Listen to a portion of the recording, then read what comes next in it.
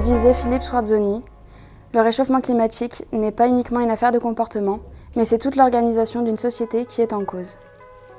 Ainsi, depuis de nombreuses années, la planète est confrontée à un problème environnemental sans précédent. Pour tenter d'y remédier, les chefs d'État se réunissent depuis 1979 à travers de multiples réunions qui n'ont malheureusement pas eu d'effet sur l'environnement. Aujourd'hui, la 21e conférence des Nations Unies sur les changements climatiques, la COP21, mobilise 196 pays du 30 novembre au 11 décembre 2015 à Paris, ayant pour désir d'agir pour le climat. L'enjeu prépondérant de cette COP21, c'est la participation et la responsabilisation des pays émergents quant à la réduction des gaz à effet de serre. Ce problème environnemental est un problème générationnel.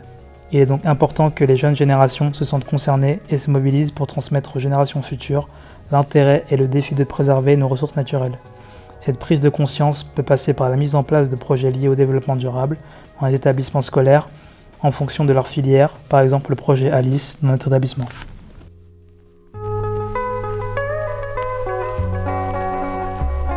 Donc séchoir solaire comporte 3 parties.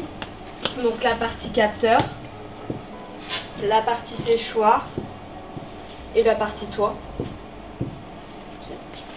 Notre séchoir solaire a pour dimension 1 mètre x 1,60 m. Donc il respecte totalement le cahier des charges. Notre séchoir solaire comporte 4 tiroirs où les fruits et les légumes seront disposés. Ensuite, là dans la partie capteur, le soleil viendra réfléchir sur le capteur et donc l'air qui sera à l'intérieur sera chauffé par les rayons qui vont être réfléchis. Ensuite l'air chaud arrivé par en bas arrivera jusqu'en haut et s'évacuera par les petites bouches d'aération. Il sera chargé d'eau puisqu'il aura desséché les fruits qui seront disposés dans chaque tiroir.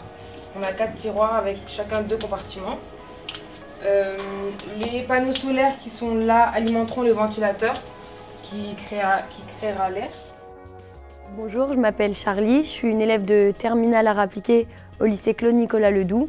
Et cette année, dans le cadre d'un cours d'art plastique, on a eu un sujet qui traitait la sécheresse de 2 manières différentes, de manière figurative et abstraite.